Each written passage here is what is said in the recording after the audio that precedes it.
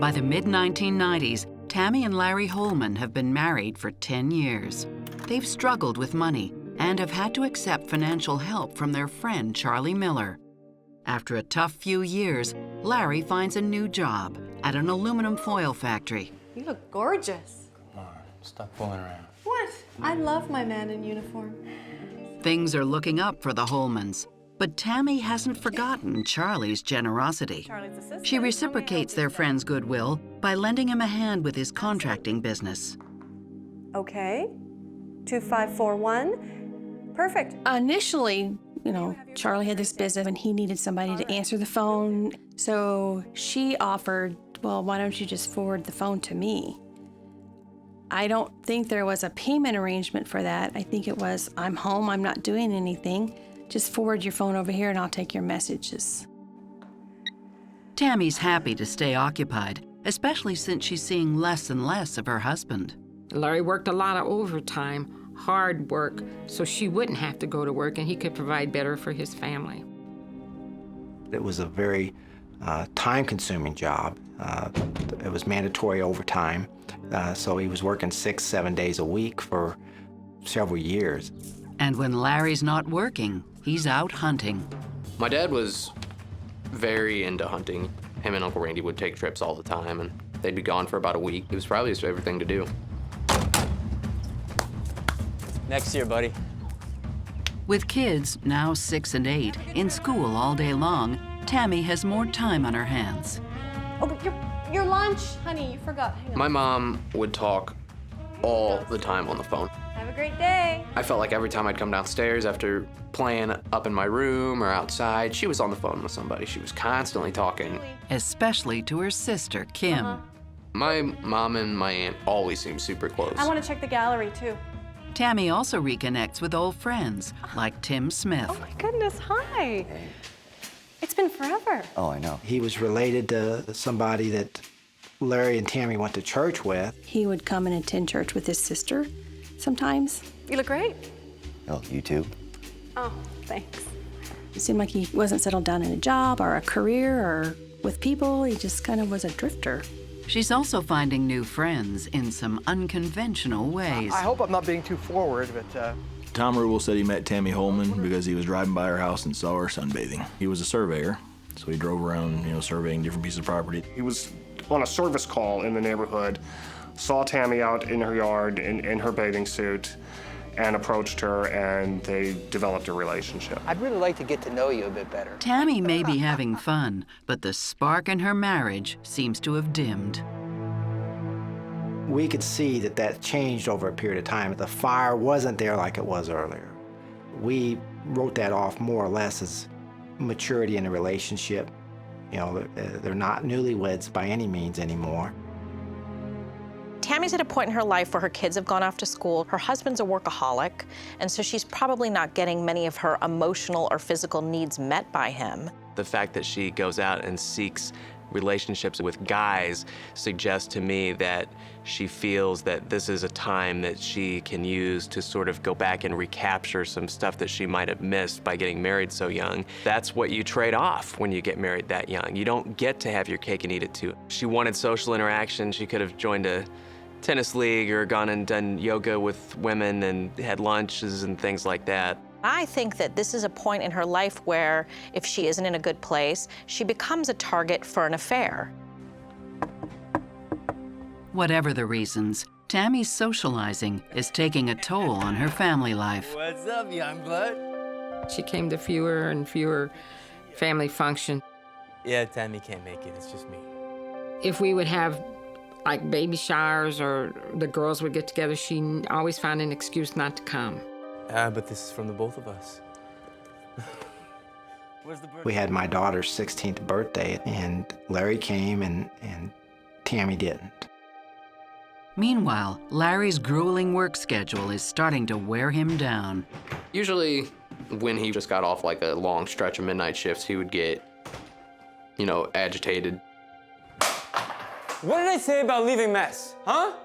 He never got physical or anything like that. He would just yell, vent, and then after he yelled, he's good to go. get it out of his system. I think I will put the kids in camp anyways. I mean, you know your brother. Soon, he really has something to yell about. Charlie. Tammy is still taking messages for him, and he says thank you in questionable ways. You should. Charlie was hanging over there a lot, and one evening I was over there. We were sitting in the living room, and he knocked on the door. And she was smiling real big about it, but she never really commented about it, neither did we. We just thought it was kind of strange, but we kept our opinions to ourselves. He said, well, I wanted to give her flowers because she answers my calls for me. It's just to let her know that I appreciate her doing that for me. When Larry realizes what's going on, he's not happy. Is Tammy home? No, Charlie. He told him he wanted him to stop hanging around so much when he wasn't at home. And if I ever want Tammy to have flowers, I'll get them myself. Hey, it's just thought she'd like them. She's been helping me out a lot, you know. Please, take the flowers and go. I kind of think he was getting suspicious. He did ask my brother, if you thought my wife was having an affair, would you tell me? And my brother looked at him and said, I don't know what I would do. Thanks for watching the kids, hon. I'm just going to the store.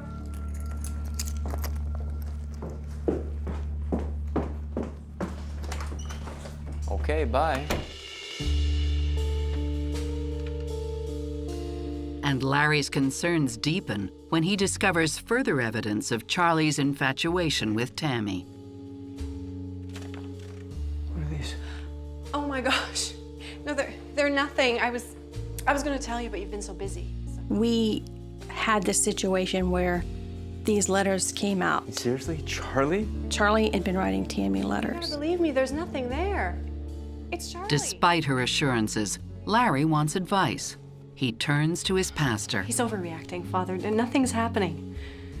The pastor asks to meet with Charlie and his wife, Irma. We were brought into the office and talked to by the pastor.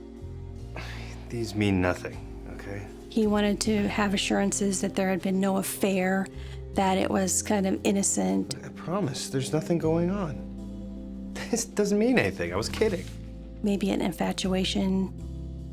So that was kind of embarrassing. The couples managed to remain friends. I'll put the letters behind me. We didn't leave our church, but we didn't do children's church together anymore. And if Larry's still concerned, he keeps it to himself. As far as what Charlie's intentions were, Larry would respond to me, so maybe Charlie doesn't have good intentions, but I trust my wife. But soon, Larry will learn the truth, and the results will be explosive. He said, if I thought there was something going on, I would shoot Tammy and shoot the man she was having an affair with. Larry has no idea, but he has another reason to be upset with his wife. Really? Tammy had called me one day and was upset because she said that Larry had gotten a loan. How could you do this? What? That was the bank. What'd I do? That money, that was for the garage. Larry always wanted a garage, and he wanted a big garage outside his house. And apparently, he had gone to get the money to pay for the garage, and the money wasn't there, that she had spent it. Say something.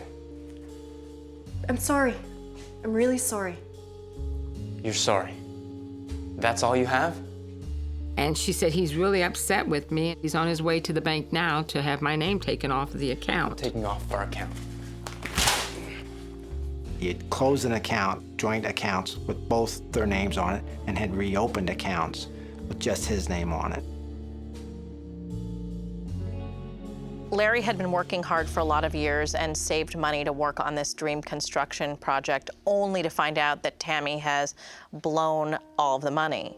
And so his knee-jerk reaction is to really take on sort of a parental role and say, well, I'm taking you off of our joint account, and act like he's her boss. She has been misusing the couple's marital resources, and that is also a betrayal of the trust that's supposed to be the foundation of their relationship. And so Larry's in a real bind at this point because he doesn't want to see any more of his money go down the drain on things that he doesn't agree it should be spent on. A furious Larry knows just how to blow off steam. It's almost deer season, and Larry is gearing up for the hunt. A few weeks before the season, we would go up and put our stands up in the area that we were going to be hunting. Now, that would allow the wildlife to get used to that being there. Usually, Larry and his brother do the scout together, but not this year. I was very busy in the job that I had, and I wasn't able to go. I talked to him then a day or two before he goes up, and he says, well, Tammy's going to ride along with me. And I thought, well, that's great. I was glad that she was going. The Holmans make it a fun family outing. My dad had this deer stand that was pretty much cast iron pipes. I don't know if that's what it was, but that's what it looked like to me. My dad spent a few hours setting up that stand, and we left. The whole time, him and my mom talked. We took a few pit stops, but for the most part, it was just straight there and back.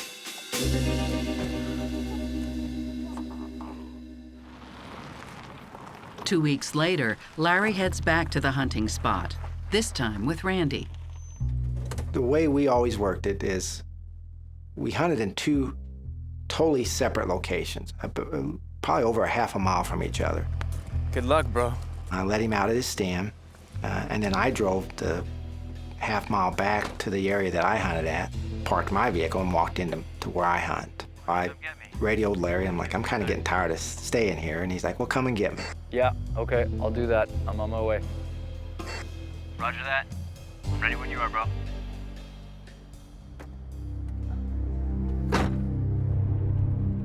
But on his way back to pick up Larry, Randy notices something strange. We'd rarely see anybody on the land that we hunted.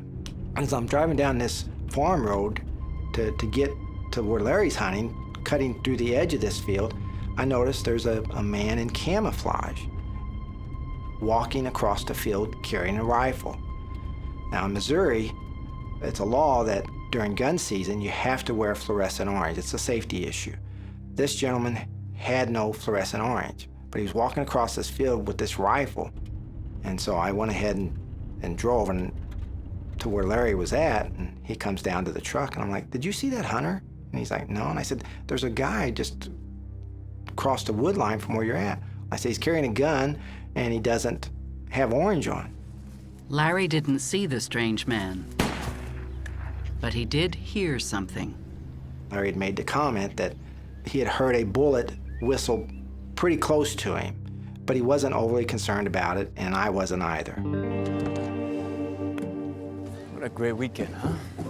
With all the shooting going around us, it wasn't totally uncommon that you could hear a bullet from time to time whistle by. Except for that gunshot that came pretty close. Are you sure you didn't see that guy I was telling you about? He wasn't dressed right. It must have been him. We definitely talked about it, but we didn't dwell on it. No wonder there's so many accidents. Despite the incident, the brothers come home happy.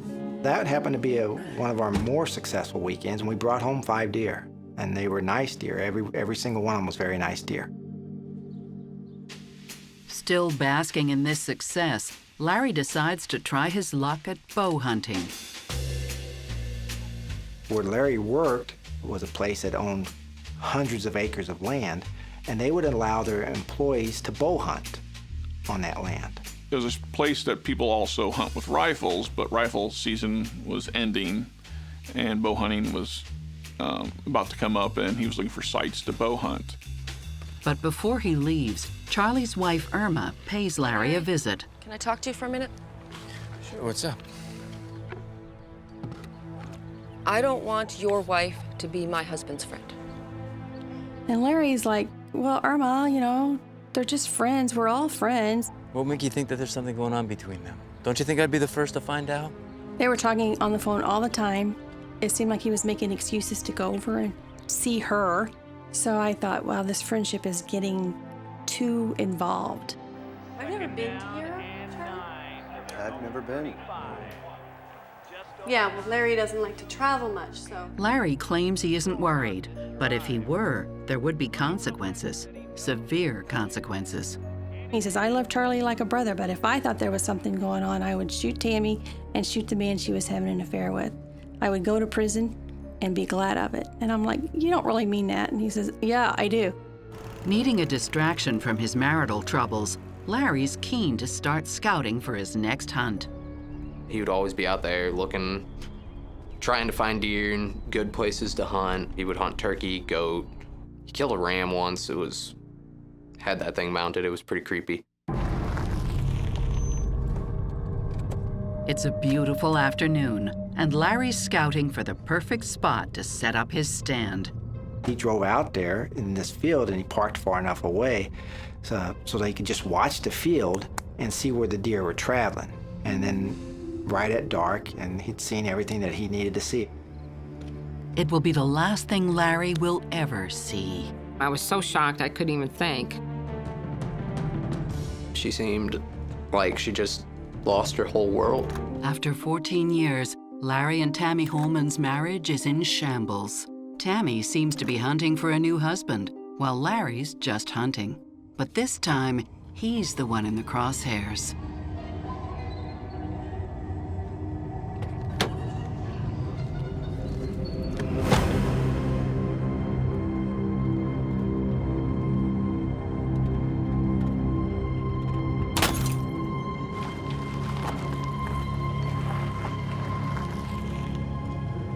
A bullet comes through the back glass. They said the car then veered off the road just a few yards and came to a stop in a little bitty ditch. The soda hadn't been spilled. But blood has. Half an hour later, police are called by a passerby who happens across Larry's car. It was about dusk whenever we got the call. Once we arrived on scene, we found Larry Holman in his car. The engine was still running and his foot was on the brake. He was sitting in the driver's side seat, slumped at the wheel. He had a wound to his left side of his head, which appeared to be a gunshot wound. Larry Holman is dead at the age of 44. When we got home from church, that's when we found out. Tell me it's not true. My husband told me to sit down, and I said, "What's wrong with you?" And he said, I need for you to sit down. And I said, "What's going on?" And then he told me. He just said, "Your brother Randy just called a little while ago, and he said that your brother Larry was shot while deer hunting." I immediately went to the police and said, "I know you still don't have a suspect or anything, but if it's a .243 rifle, here's who I think you need to be looking at." At that time, we went to Charlie Miller's residence and retrieved his gun. Charlie's .243 Browning hunting rifle is standard issue for deer hunters. But this model is of particular interest to the police. The firearm was likely the same type of weapon used in the murder. Other weapons we had submitted were ruled out immediately. That's the one that the crime lab said is more than likely the one used in the shooting. It was close enough. Close enough to bring Charlie in for questioning. Detectives located him and they transferred him back to the sheriff's department. And much to their surprise, Charlie says he's got something he needs to get off his chest. So after I build a report with him, I advise him that I'm going to read him his rights, and he immediately ducks his head and says, "I did it. I shot Larry." Without hesitation. But there's more, and what Charlie Miller knows will change everything.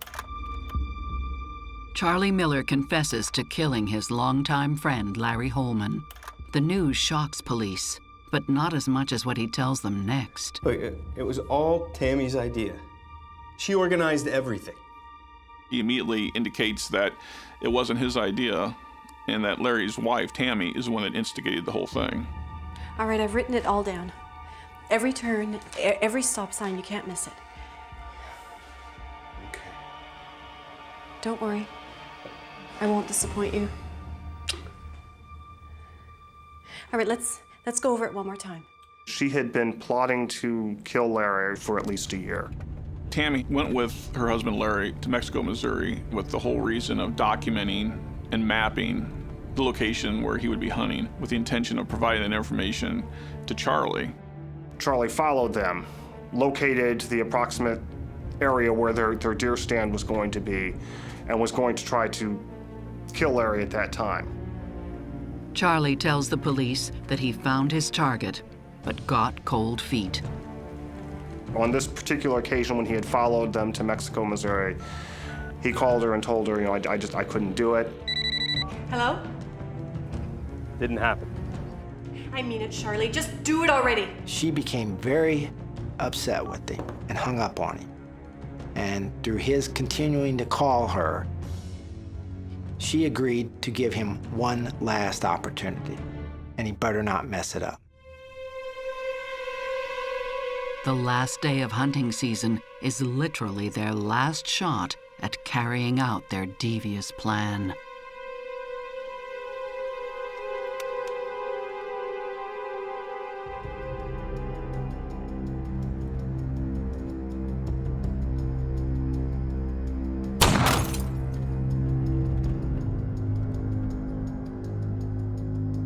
After the shooting, Charlie called Tammy. His comment was, "Set one less plate for dinner."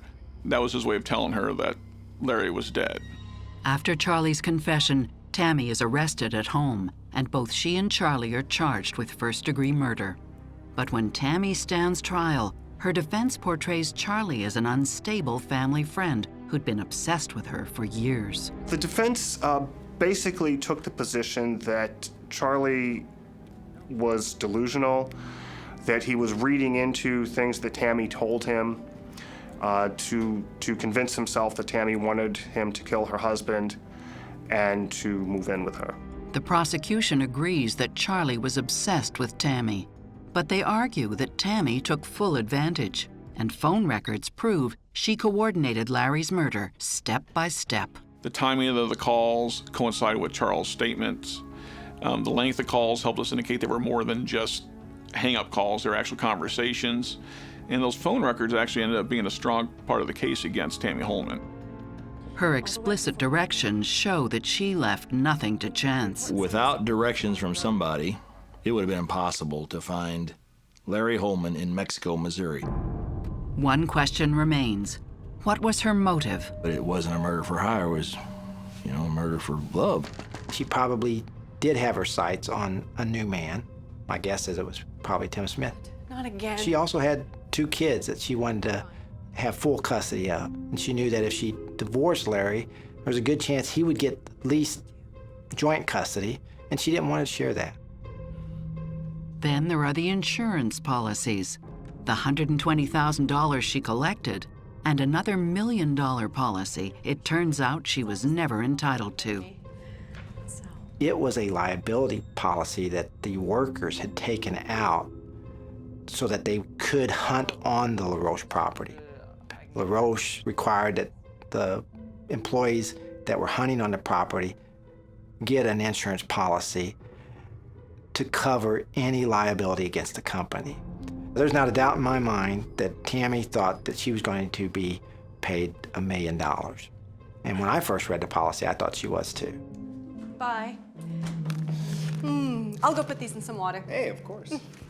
People like Tammy see others as disposable. And so Tammy probably saw Charlie as somebody whom she could manipulate and then afterwards throw under the bus if she had to. She knew how he felt about her. He had been trying to court her, woo her, take her away from Larry. And she figured that if she promised him the world, he would do what she wanted, and he did. I think Charlie thought that he was going to get away with a murder and then walk away with the girl. It's hard to really imagine how somebody who is busy being a wife and mom would really come by such manipulation skills. So I think it's much more likely that these facets of Tammy's personality, whereby she's able to identify the person or persons whom she's going to be able to be so successful at manipulating, those personality traits were probably in her early on in life. Charlie was infatuated with Tammy, and he wanted nothing more than to be with her romantically. And Tammy promised him that he could move in once Larry was gone, and they could all be like a big happy family. So Charlie does it and gets dumped. She wants nothing to do with him at that point. She got what she wanted out of him, and he just killed one of his best friends. She didn't know how to get out of her marriage, and rather than just get a divorce, she felt like she needed to do something extreme. Tammy Holman was using Charlie Miller, Tom Rubel, and Tim Smith, not playing them against each other, but play in the field to see who she could get to do this, because she wanted to get the job done. The defense rests, but before the jury renders a verdict, Tammy accepts a plea deal. I made the offer, but the inspiration was from the family's concern for the young children. It only takes one person to make this a hung jury.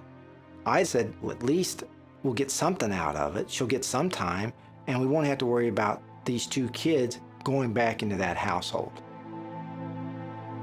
In 2003, Tammy pleads guilty to conspiracy to commit murder and gets 7 years.